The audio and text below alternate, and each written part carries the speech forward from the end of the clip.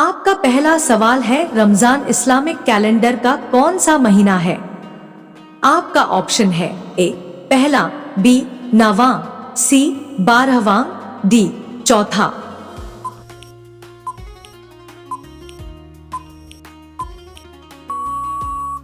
आपका सही जवाब होगा ऑप्शन बी 9वां।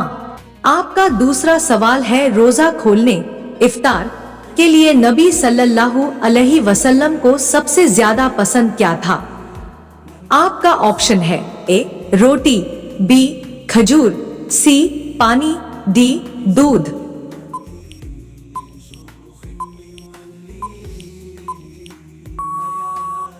आपका सही जवाब होगा ऑप्शन बी खजूर। आपका तीसरा सवाल है, रोजा खोलने को क्या कहा जाता है? आपका ऑप्शन है ए सुहूर, बी इफ्तार, सी तिलावत, डी तकरीर।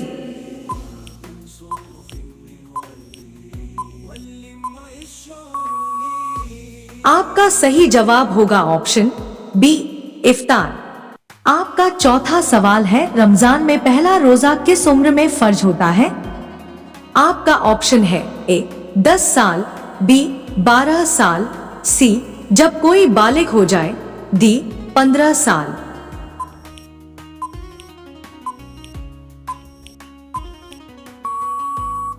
आपका सही जवाब होगा ऑप्शन सी जब कोई बालिग हो जाए।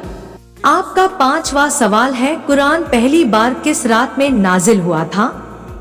आपका ऑप्शन है ए शबे मेराज, बी लैलतुल क़द्र, सी जुमातुल विदा, डी आशुरा।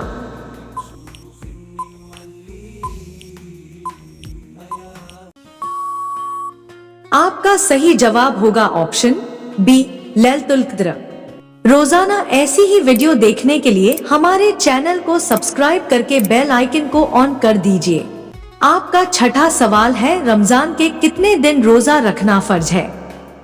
आपका ऑप्शन है ए 10 दिन, बी 15 दिन, सी 29 या 30 दिन, डी पूरे साल।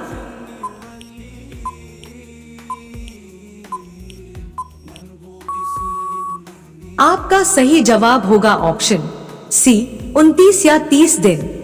आपका सातवां सवाल है, रमजान में कौन सा अमल सबसे ज्यादा जरूरी होता है? आपका ऑप्शन है ए नमाज, बी रोजा, सी ज़कात, डी दान।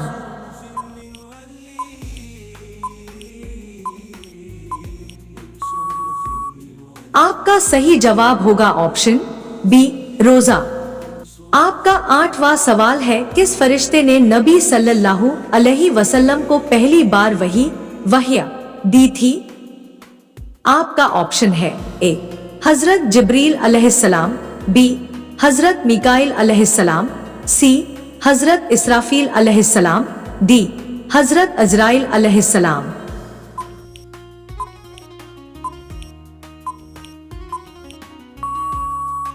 आपका सही जवाब होगा ऑप्शन ए हजरत जिब्रील अलैहिस्सलाम। आपका नौवां सवाल है, इफ्तार के बाद कौन सी नमाज पढ़ी जाती है? आपका ऑप्शन है ए जुहर, बी फज्र, सी तरावीह, डी तहज्जुद।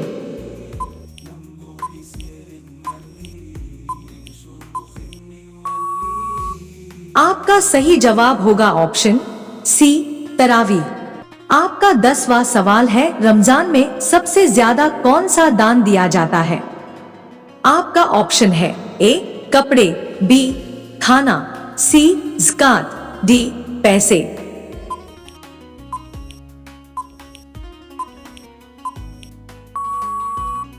आपका सही जवाब होगा ऑप्शन सी ज़कात। आपका 11वां सवाल है, रमजान के महीने में शैतान के साथ क्या किया जाता है? आपका ऑप्शन है ए आजाद कर दिया जाता है, बी कैद कर दिया जाता है, सी और ताकतवर बना दिया जाता है, डी कुछ नहीं होता।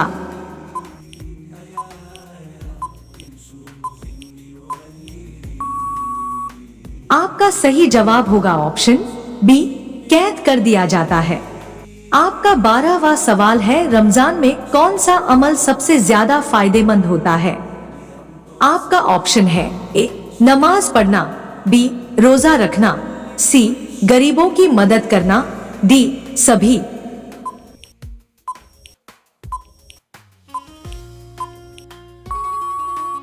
آپ کا صحیح جواب ہوگا آپشن ڈی سبھی۔ آپ کا 13واں سوال ہے، قرآن کے انوسار روزہ رکھنے کا اصلی مقصد کیا ہے؟ آپ کا آپشن ہے اے بھوکے رہنا، بی تقوی حاصل کرنا، سی خود کو کمزور کرنا، ڈی اللہ سے دور رہنا۔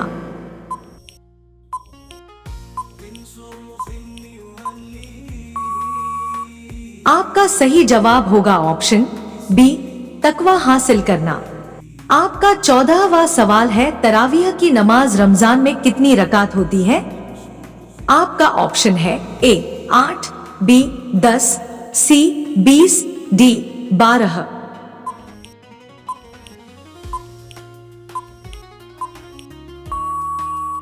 آپ کا صحیح جواب ہوگا آپشن سی 20۔ آپ کا 15واں سوال ہے، رمضان میں کس چیز کا سب سے زیادہ ثواب ملتا ہے؟ آپ کا آپشن ہے اے روزہ رکھنے کا، بی قرآن پڑھنے کا، سی افطار کروانے کا، ڈی سبھی۔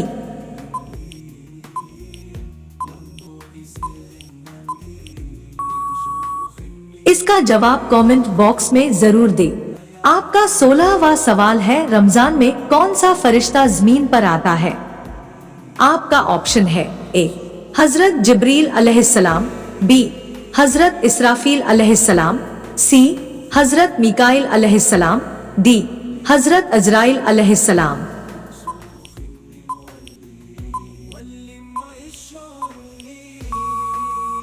آپ کا صحیح جواب ہوگا آپشن اے حضرت جبریل علیہ السلام۔ آپ کا 17واں سوال ہے، سحری کا وقت کب ختم ہوتا ہے؟ آپ کا آپشن ہے اے سورج نکلنے کے بعد، بی فجر کی اذان کے ساتھ، سی عشاء کی نماز کے بعد، ڈی دوپہر میں۔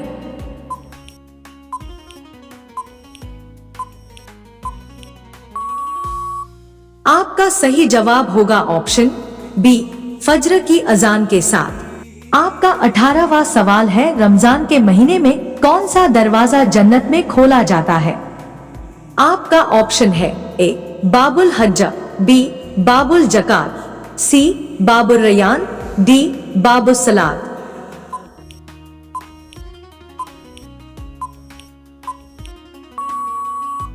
آپ کا صحیح جواب ہوگا آپشن سی باب الریان۔ آپ کا 19واں سوال ہے، رمضان کے بعد کون سا تیوہار آتا ہے؟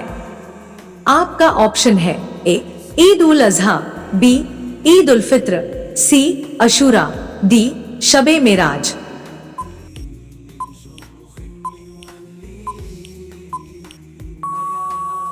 آپ کا صحیح جواب ہوگا آپشن بی عید الفطر۔ آپ کا 20واں سوال ہے، رمضان میں سب سے زیادہ کس چیز کی تلاوت کی جاتی ہے؟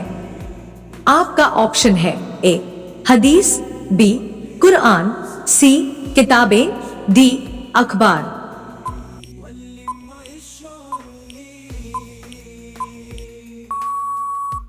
آپ کا صحیح جواب ہوگا آپشن بی قرآن۔ زکوٰۃ حقیقت میں ہے کیا، اس کو سمجھ لیجیے۔ زکوٰۃ کے اعتبار سے بھی شریعت اسلامی کی روح سے مال جو ہے وہ دو قسم کا ہے۔ جیسے زمین میں نے عرض کیا دو قسم کی، خراجی، عشری، ایسے ہی مال باطنی، اموال باطنی، اموال ظاہری۔ کسی شخص نے گھر میں کچھ پیسہ رکھا ہوا پس انداز کر کے، یہ اموال باطنی ہے۔ کسی نے زیور رکھا ہوا ہے، چلیے سونے کی ڈلی رکھ لی ہے کسی نے، کسی برے وقت کے لیے، پتہ نہیں نوٹ جو ہے وہ تو دھیلے کے رہ جائیں، جیسے کویتی دینار ہو گیا تھا، کہیں ایسی آفت نہ آ جائے کوئی تھوڑا سا سونا لے کر رکھ لو۔ یہ جو گھر میں چھپا ہوا مال ہے یہ اموال باطنی ہے، ان کی زکوٰۃ اسلامی ریاست نظام خلافت زبردستی نہیں لیتی، ورنہ تو گھر گھر جا کے جامع تلاشی کرنی پڑے گی، ٹرنک کھولنے ہوں گے، تکیے ادھیڑ کر دیکھنے ہوں گے کہیں کچھ رکھا ہوا تو نہیں ہے۔ اسلام کا نظام نظام فطرت ہے۔ اموال باطنہ میں آپ کو آزادی ہے، زکوٰۃ دیں جسے چاہے دے دیں، آپ کا اور اپنے رب کا معاملہ ہے، وہاں حساب جا کے دے دیجیے گا۔ اموال ظاہری کی زکوٰۃ جبرن لی جائے گی۔ وہ کیا ہے؟ یہ مال ہے جو دکانوں میں ہے، اموال تجارت۔ یہ فیکٹریاں ہیں جن میں فنش پروڈکٹ بھی ہے، خام مال بھی ہے۔ یہ بھیڑ بکریوں کے گلے ہیں، ہزار ہزار بھیڑیں اور ہزار ہزار بکریاں، اونٹوں کی قطاریں۔ یہ ہے جو ظاہر مال ہے، سامنے ہے، کہاں چھپا کر لے جائیں گے؟ گودام بھی ہے تو وہ گھر تو نہیں ہے، گودام کی تلاشی ہو سکتی ہے، دکان کا حساب لگایا جا سکتا ہے۔ فیکٹری کے اندر اس کی زمین، اس کی مشین، اس کے ٹولز ایگزمپٹ، اس پر زکوٰۃ نہیں ہے۔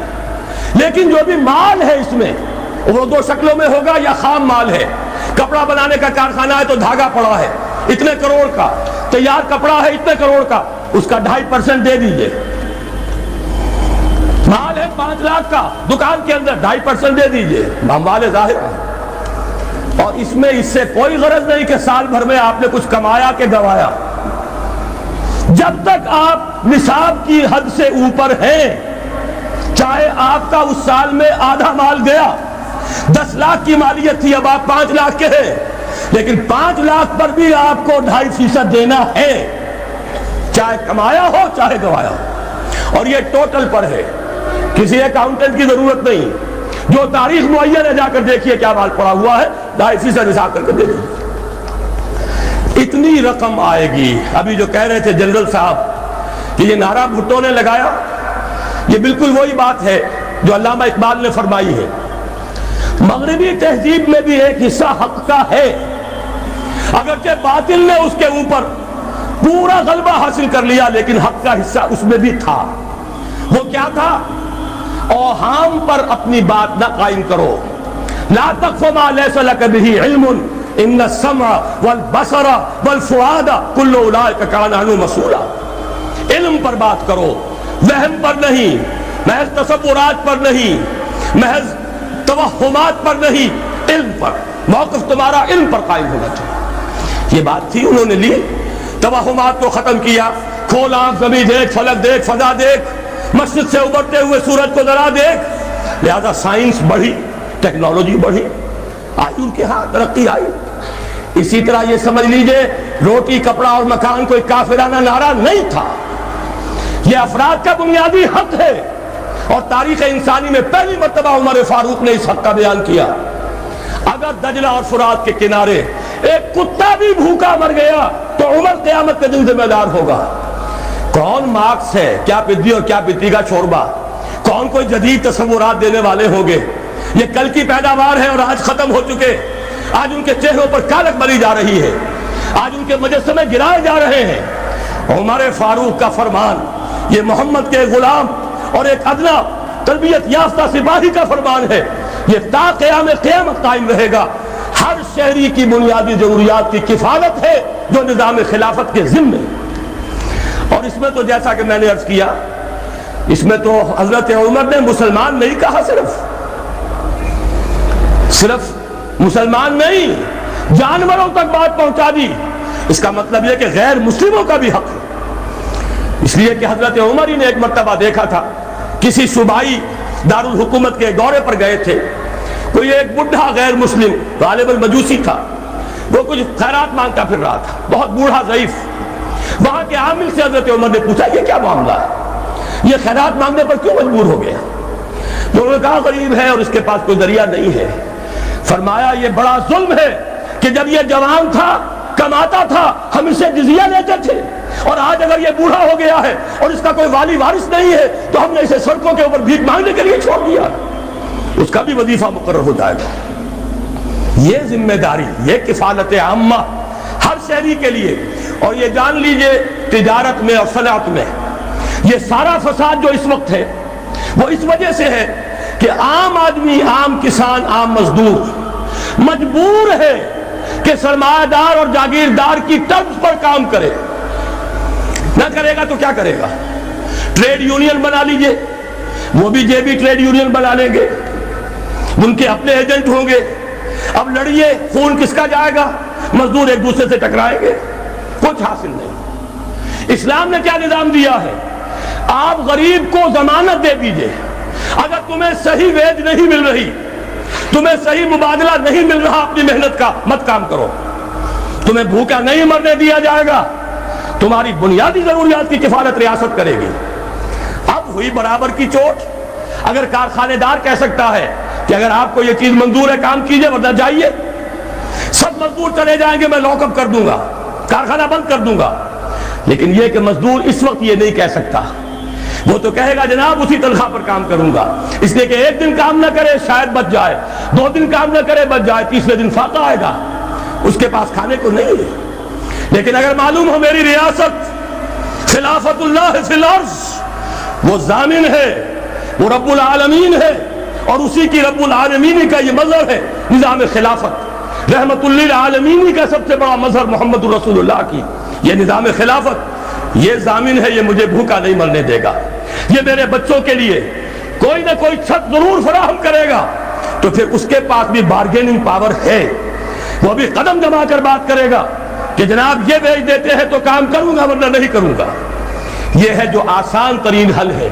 बाकी ये कि जबर किया था रूस ने, उसका हशर देख लिया, और सरमायादाराना निजाम इस वक्त तो बड़ा खुश है, उसके डंके बज रहे हैं, उसकी फतह हो गई, सबसे बड़ा दुश्मन सरलगू है, वो तो सजदा किए हुए हैं। लेकिन यह कि वाकया ये है सरमायादाराना निजाम के अंदर जो कंट्रडिक्शंस हैं, जो तजादात है, अब वो जाहिर होंगे। जब बाहर मुकाबला था, अंदर की लड़ाई खत्म थी, अब अंदर से फसाद उभरेगा, अंदर से एक्सप्लोजन होंगे। ये गैर फिक्री निजाम, ये गैर इंसानी निजाम, ये गैर माकूल निजाम खत्म होकर रहेगा। काश के इसकी जगह सही मोतदिल मुतवाजिन आदिलाना निजाम खिलाफत, उसका कोई नमूना हम दुनिया के सामने पेश कर दें। इस वक्त पूरी दुनिया की तरफ हमारी जिम्मेदारी है। सारी नौ इंसानी के हम मकरूज हैं कि हमारे पास हिदायत है, लेकिन हम उस पर खजाने का सांप बनकर बैठे हुए हैं, न खुद अमल करते हैं न दूसरों के सामने नमूना पेश करते हैं। दोस्तों, ये मालूमाती तोहफा अपने दोस्तों के साथ शेयर करें। वीडियो पसंद आई हो तो वीडियो को लाइक करें। मजीद दिलचस्प और मालूमाती जानकारी हासिल करने के लिए हमारे चैनल को सब्सक्राइब करना ना भूलें। मिलते हैं नेक्स्ट वीडियो में नई जानकारी के साथ, तब तक के लिए अल्लाह हाफिज।